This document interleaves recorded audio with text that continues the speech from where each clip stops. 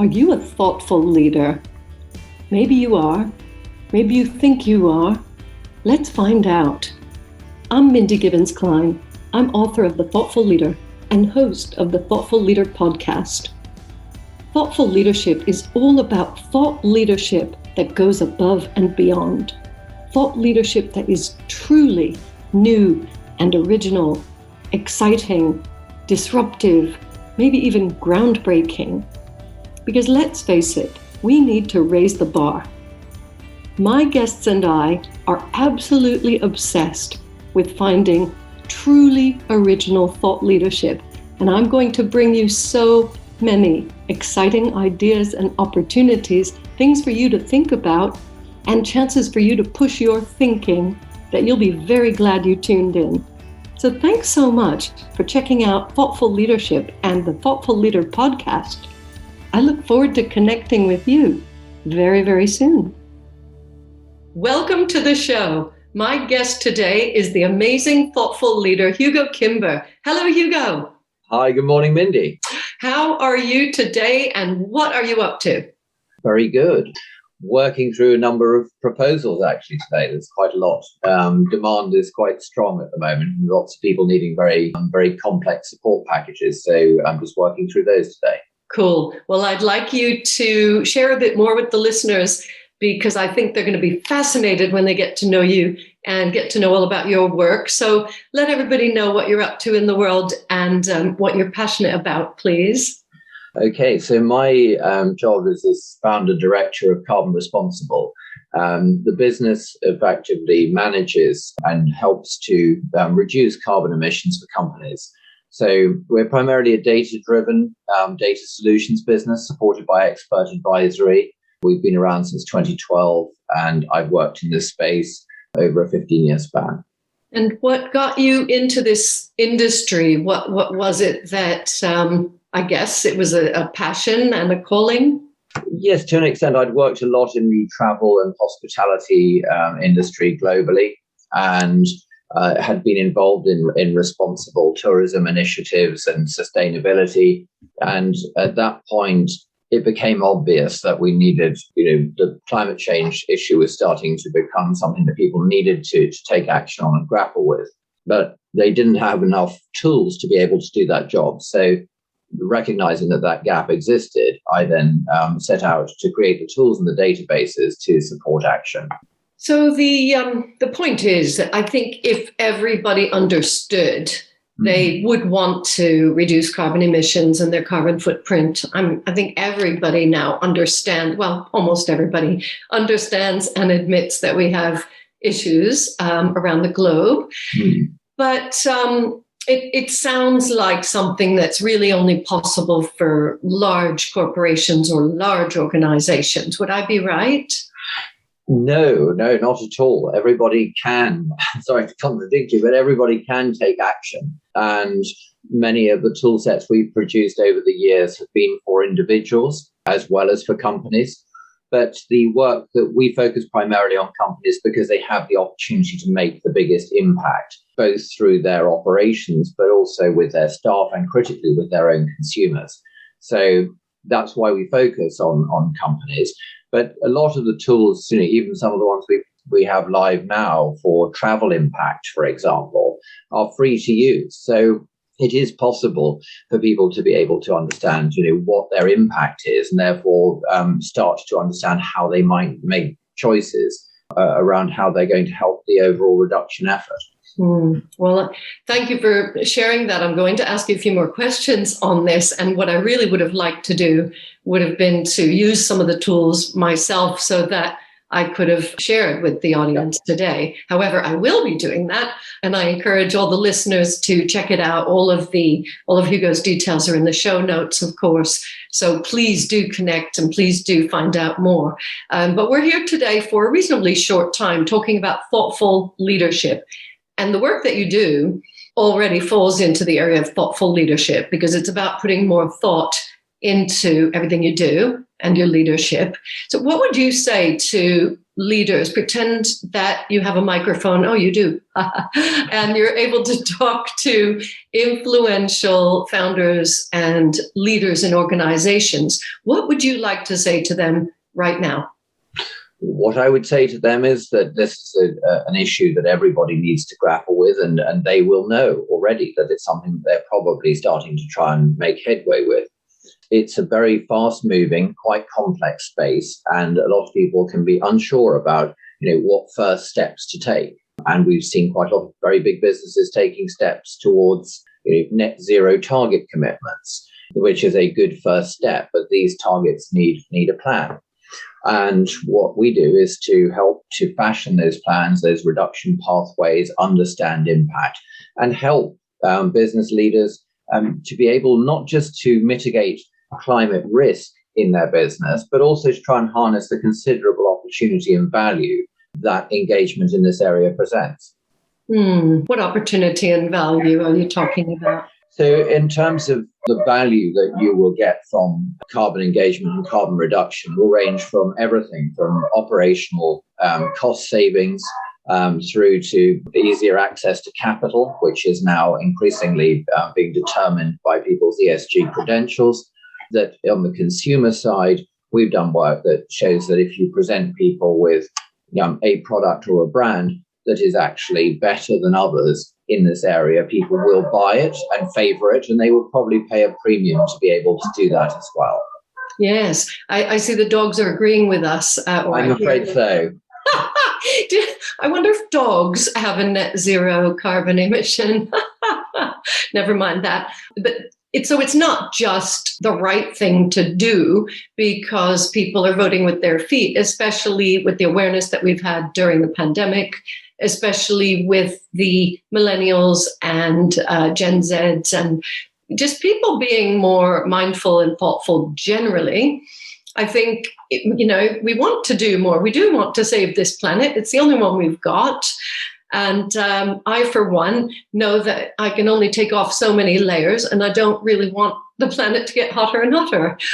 So let's find out a little bit about you and how you ended up in this space. Would you be willing to chat with everyone about your background, let's say pre-15 years of working with this? Yes, so I've run businesses in the travel and tourism arena, and I've done that both in the UK for a limited time in Russia and also in India. And so my background, the thing with travel is that it's a great business in many ways. It helps to reveal different parts of the world to people and get people from A to B. There's a lot of cultural and social exchange that's very valuable. But one of the downsides of the industry in some ways can be characterized as it is an industry that finds fabulous places for people to go and visit. And then quite frequently trashes them and then needs to find another one. So its model has not always been that sustainable. It is getting more sustainable. And I went into travel because I was very interested in India, and my degree was in Indian history, and I thought India was a very exciting and emerging place. When I left university, India was still closed in an economic and commercial sense, and therefore the only business I could work with that was going to take me in that direction was in travel. So that's how I got into it. I better say I love traveling. And from a very early age, I was lucky enough to be given a subscription to the National Geographic. So had plenty of time as a child to study places, read about places, and become fascinated by them. And I think that travel has, it brings a lot to the world as a whole. But it does also have responsibilities. There are also downsides to the way in which it functions. And that's really, as I said earlier, what's catapulted me into doing this on a more full-time basis. I love travel as well, and have done since a very young age. So similarly, although I've never been to India, I just, it seems so exotic. And of course, it's got its challenges, social problems, other problems. What I am fascinated about is during the pandemic, with everybody doing so much virtually, you can feel like you're traveling. I've done so many Zoom calls and webinars and meetings with people in many countries. One of my programs, I think I had people from 9 different countries taking part. and meeting over a period of 12 weeks. For them, it was great. They don't even have to physically travel. They're getting to know those cultures and people from different cultures without getting on a plane. I'm wondering how much this is going to pick up, and will it ever go back to the way it was, do you think? With people just traveling as much as they wanted without thinking about the impact. So I think that you can divide that into two parts. I think that in business travel, some of the estimates suggest it'll struggle to get back to 50% of what it was before the pandemic.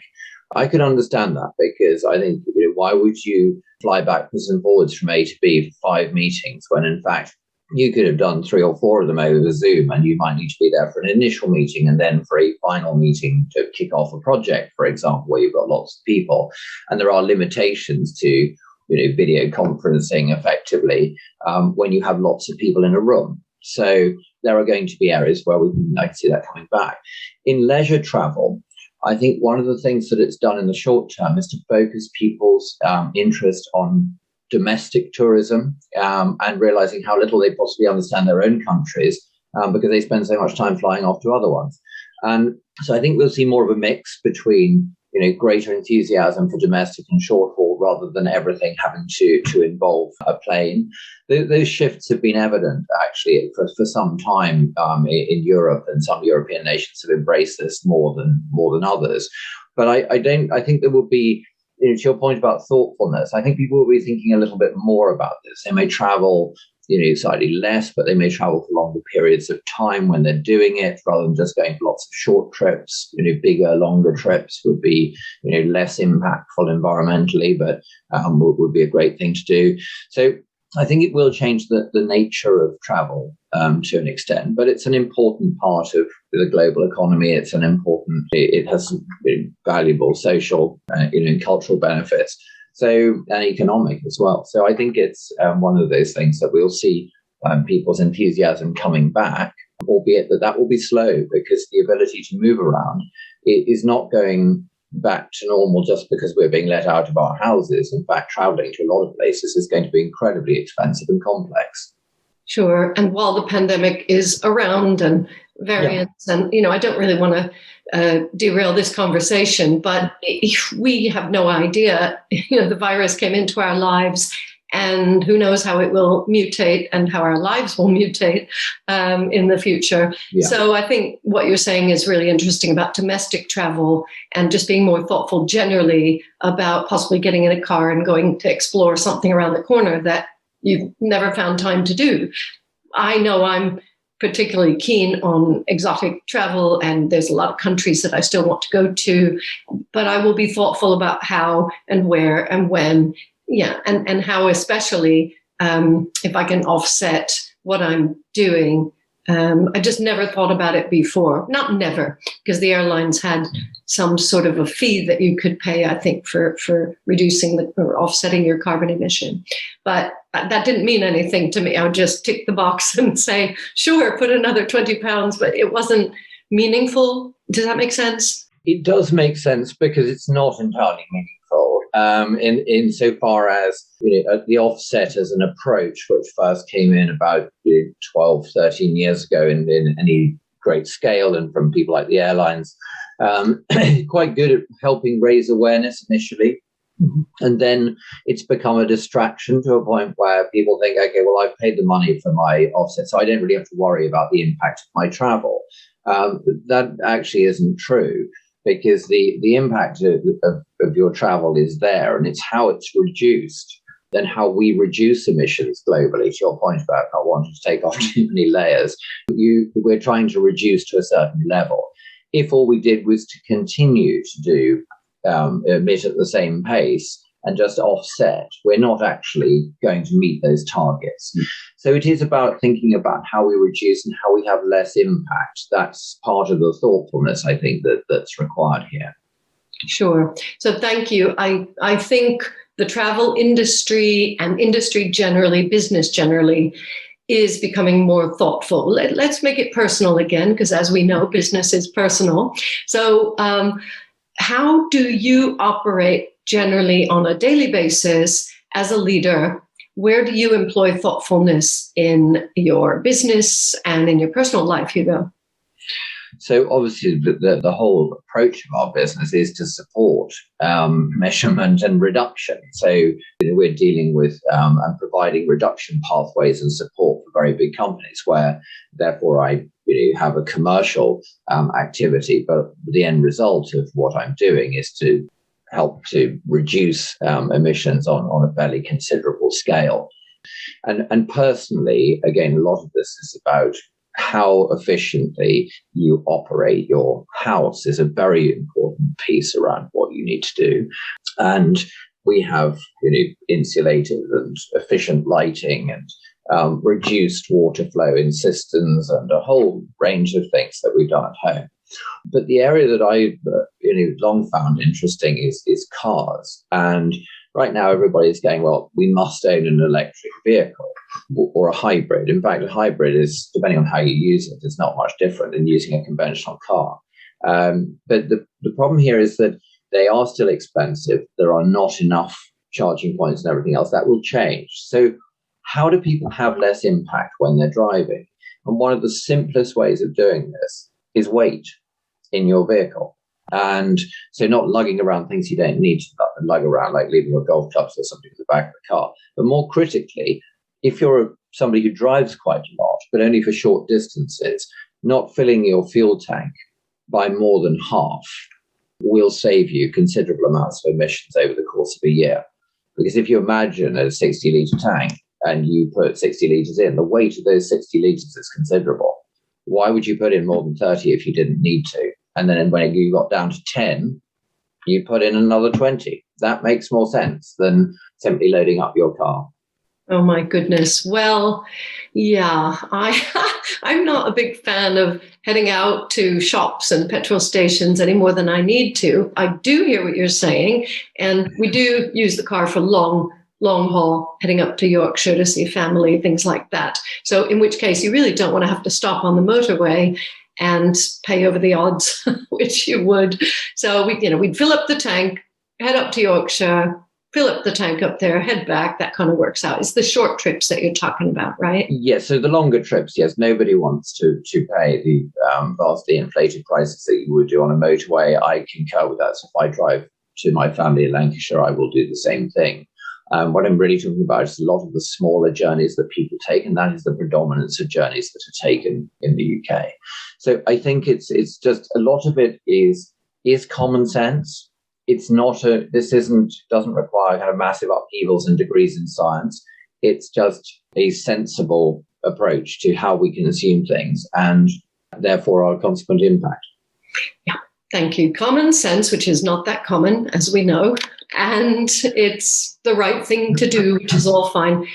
You and I will be having more chats because through the winter, I basically don't turn my heating off. I don't have it coming on and off. I just like a steady heat, and people are shocked when they hear that. But I grew up in America, and that concept of having the heat come on and off, it just doesn't exist. Nobody's willing to suffer that discomfort of being cold even for a few minutes. So that's something interesting as well.